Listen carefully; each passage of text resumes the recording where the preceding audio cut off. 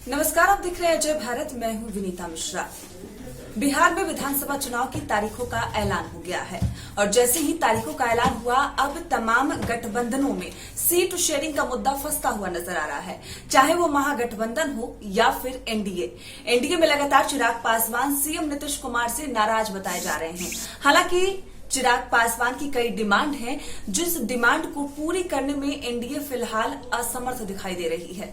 हालांकि जेडीयू ने पहले ही स्पष्ट कर दिया था कि वो चिराग पासवान से, एलजेपी से इन तमाम सीट शेयरिंग मुद्दों पर बातचीत नहीं करेगी। अगर बातचीत करना ही होगा तो सिर्फ और सिर्फ बीजेपी चिराग पासवान से बातचीत करेगी। और इसी बीच जो खबरें सामने आ रही है उसके मुताबिक चिराग पासवान ने 42 सीटों की मांग रखी है। और क्या कुछ है मामला, क्या कुछ चिराग पासवान डिमांड करते हैं एनडीए में विधानसभा चुनाव में, हमारे सहयोगी अमित हमारे साथ जुड़े हुए हैं, जो तमाम अपडेट्स दिल्ली से आप तक लगातार पहुंचाते रहे हैं। हम उन्हीं से जानने की कोशिश करते हैं कि आखिर चिराग पासवान का अंतिम फैसला क्या होगा। क्या एनडीए के साथ वो चुनाव लड़ेंगे या फिर वो एकला चलो की राह भी अपना सकते हैं? अमित, क्या लगता है? देखिए विनीता, हम शुरू से आपको बता रहे हैं कि बारीकी शुरू में हुआ क्या था। दरअसल फर्स्ट बिहारी फर्स्ट का जो यात्रा चिराग पासवान ने शुरू किया था, तब देखा होगा आप लोगों ने सीधे तौर पे नीतीश कुमार पर हमलावर थे। उनकी कामकाज को लेकर, लॉ एंड ऑर्डर हो, उस पर सीधे हमलावर थे। और अब बात आई है सीट शेयरिंग को लेकर, तो उनकी बात जेपी नड्डा से शुरुआत में हुई। तो जेपी नड्डा को उन्होंने अपना एक लॉजिकल सूत्र बता दिया कि इस हिसाब पर सीटों का बंटवारा हो तभी हम आपके साथ हैं। वो जो बताया गया था तो ये था कि जैसे आपने लोकसभा में सीटों का बंटवारा किया था, 17 और 6 दिया था, तो मैंने 6 पर जीत हासिल की, जेडीयू ने 16 पर जीत हासिल की और बीजेपी ने 17 पे। तो उसी के मुताबिक सीटों का बंटवारा हो, जिसके पास जितनी लोकसभा की सीटें हो। अमूमन देखा गया है कि एक लोकसभा क्षेत्र में 6 विधानसभा के क्षेत्र होते हैं, तो उसी के मुताबिक जैसे 6 हमारे पास है तो 36 सीट हमें दे दीजिए। जेडीयू के पास अगर 16 है तो 96 उसको दे दीजिए, 17 अगर बीजेपी के पास 102 ये लीजिए।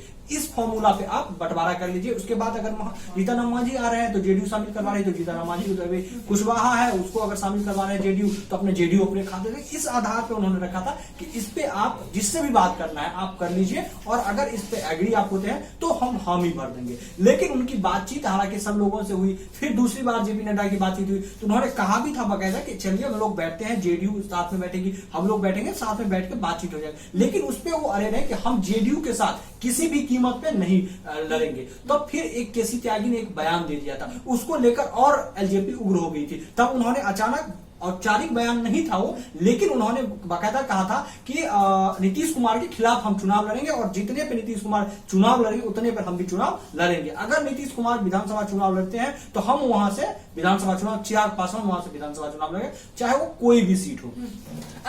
जी अमित, जो खबरें सामने आ रही है उसके मुताबिक चिराग पासवान उप मुख्यमंत्री की घोषणा भी चाहते हैं कि अगर आपकी पार्टी जीतती है तो उप मुख्यमंत्री का दावेदार एलजेपी से होना चाहिए। क्या लगता है? देखिए विनीता, इस पे जो हमारी बातचीत हुई है वहां एलजेपी में, उन्होंने साफ सीरियस इसे खारिज कर दिया कि देखिए इस तरीके की कोई मांग हमारी नहीं है कि हमें मुख्यमंत्री कैंडिडेट बनाए या उप मुख्यमंत्री कैंडिडेट बनाए, राज्यसभा की सीटें, इस पे कोई बातचीत। लेकिन सीटों का जो बंटवारा हो एक लॉजिकल हो, उसी लॉजिकल होगा तभी मान्य होगा। और दूसरी बात, हम जेडीयू के साथ किसी भी कीमत पे नहीं बैठेंगे, नीतीश कुमार के साथ हम नहीं बैठेंगे। और अब जो हाल ही का अपडेट आया है हमारे पास, जो हमारे एलजेपी से निकल के हमारे पास खबर आई है, वो ये है कि जेडीयू और जीतन राम मांझी के खिलाफ एलजेपी अपना प्रत्याशी देने की मूड में है, पूरी तरीके से तैयारी उन्होंने कर ली है।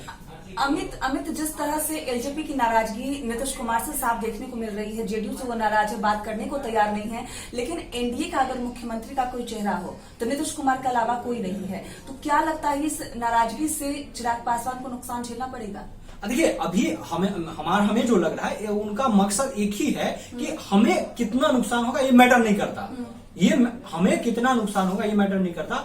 जो सत्ता में है उनका कामकाज ठीक नहीं है, वो सत्ता से बेदखल होनी चाहिए। उनका मकसद हमें जो लग रहा है वो इस हिसाब से है कि उनका कामकाज ठीक नहीं है, उनका लॉ एंड ऑर्डर ठीक नहीं है, उनका काम करने का तरीका नहीं है। उन्होंने 7 निश्चय का योजना जो चलाया उसमें मतलब उनका कहना है कि बुरी तरीके से वो फेल्योर हुआ है। तो इन सब को लेकर उनका कहना है, तो हमें कितना नुकसान होगा ये मैटर नहीं करता है, क्योंकि आपको फायदा नहीं पहुंचना चाहिए, आप सत्ता से बेदखल होना चाहिए। उनका मकसद हमें जो लग रहा है वो ये है। और दूसरा पॉइंट पर अगर हम आए तो ये सीटों की बंटवारा अपने आप को तैयारी कर ली है कि कितनी सीटों पे हमें कैंडिडेट देना है। और हमारे सूत्र जो है वो ये बता रहे हैं कि 42 सीट पर हो सकता है कि फर्स्ट पेज का 42 सीट पे आज उम्मीदवारों का घोषणा एलजेपी ना कर दे। अब देखिए ये भी बहुत अहम बात है ना, अभी महागठबंधन जो है कांग्रेस आरजेडी हो उन लोगों में नहीं अभी सीटों का बंटवारा हुआ है, एनडीए बीजेपी और जेडीयू फंसी हुई है, उस बीच सबसे पहले एलजेपी करने जा रही है। आज शाम तक हो सकता है कि वो फर्स्ट पेज का 42 सीटों पे उम्मीदवार का घोषणा कर दे। तो ये बहुत बड़ी खबर है अभी के लिए कि हो सकता है शाम तक ये घोषणा हो जी जाए। बिल्कुल। और जिस तरह से एलजेपी लगातार कह रही है कि वो जेडीयू के खिलाफ उम्मीदवार उतारेंगे, और इसमें जो आप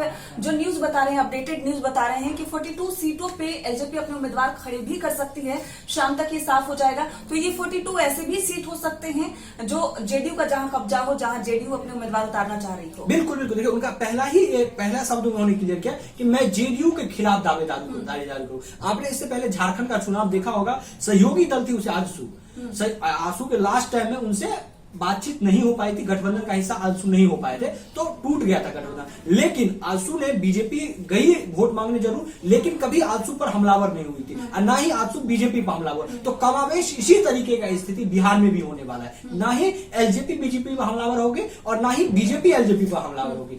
उनका मकसद एक ही है कि नीतीश कुमार जो है मुख्यमंत्री जो बिहार के हैं, उनके काम काज पूरी तरीके से ठीक नहीं है। एलजेपी को लग रहा है ठीक नहीं है, उनका लॉ एंड ऑर्डर ठीक नहीं है। तो इस सब को लेकर उनको सरकार से हटना, मतलब सत्ता से बेदखल करना जरूरी लग रहा है। इसी को मद्देनजर रखते हुए वो जेडीयू के खिलाफ अपना प्रत्याशी उतारेंगे। और देखिए अहम बात यह, इससे नुकसान क्या होगा, दूसरी एंगल समझ लेते हैं इससे नुकसान क्या होगा। अभी ग्राउंड पे जैसे हमारी भी टीम गई, बहुत सारे वहां से ग्राउंड की रिपोर्ट अगर आ रही, खबर भी आप चला रहे हैं, तो जो सिटिंग विधायक है खासकर उनका विरोध काफी हो रहा है। ग्राउंड पे जाने से ये लग रहा है कि सब जो मतलब जो नाराज लोग हैं, चाहे कोरोना की महामारी से झेल रहे हो, चाहे वो बाढ़ से महामारी हो, तो ये सबको देखते हुए लगातार, और 15 साल से सरकार में है, एंटी इनकमेंसी है, तो लोग जो है वो सीधे तौर पर गाली, जो कुछ 10% के लोग हैं वो सीधे तौर पर गाली नीतीश कुमार को दे रहे हैं, बल्कि बीजेपी को कोई गाली नहीं दे रहा। तो देखिए ये जो भी 10% का अगर नुकसान हो, ये जेडीयू को पर्सनली नुकसान है, ये बीजेपी के वोट बैंक में कहीं नहीं। अगर आप देख लीजिए कि अगर जेडीयू का वोट बैंक 40% का है, उसमें अगर 10% अगर एंटी इनकमेंसी, बाढ़ या हो गया कोरोना को लेकर 10% वोट बैंक कर जा रहा है, और एलजेपी अगर यहां से दावेदारी कर दे रही है तो 10,000 भी वोट काट देगी, तो जेडीयू के लिए एक बहुत बड़ी मुसीबत पैदा हो जाएगी।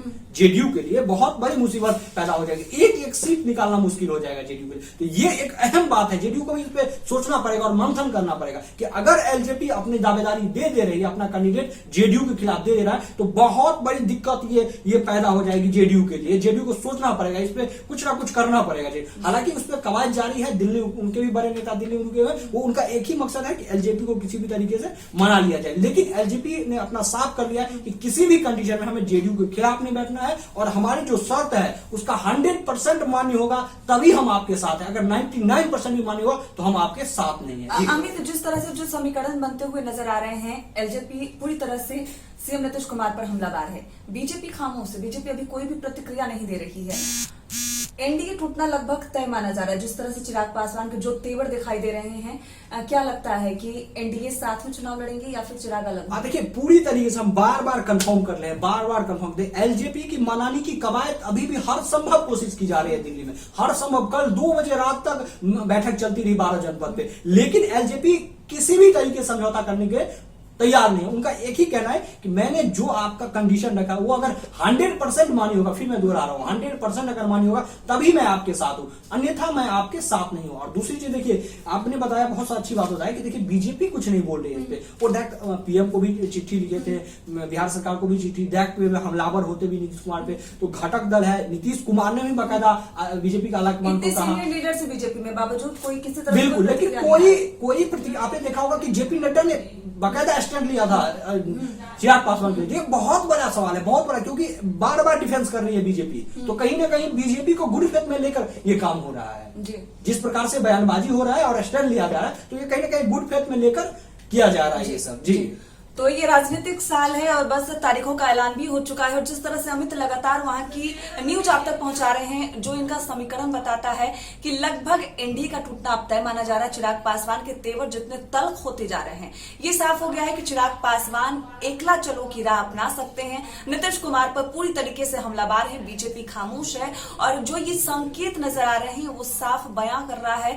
कि एनडीए में फिलहाल सब कुछ ठीक ठाक नहीं। और इसी बीच अमित ने जो बड़ी खबर आपको बताई है कि की 42 सीट पर आज एलजेपी शाम होते होते अपने उम्मीदवारों का ऐलान भी कर सकती है और ये एनडीए की तरफ से पहली बार ऐसा होगा जब चिराग पासवान, अभी ना महागठबंधन ने सीट शेयरिंग के फॉर्मूले को अपनाया है, ना एनडीए की तरफ से कोई उम्मीदवार तय किए गए हैं, लेकिन इसी बीच चिराग पासवान 42 सीट पर अपने उम्मीदवार उतार सकते हैं। तो ये बड़ी खबर है। अभी तक की तमाम अपडेट्स हम आप तक पहुंचा रहे हैं। बिहार झारखंड की और विधानसभा चुनाव की तमाम खबरों के लिए बने रहिए हमारे साथ, देखते रहिए अजय भारत।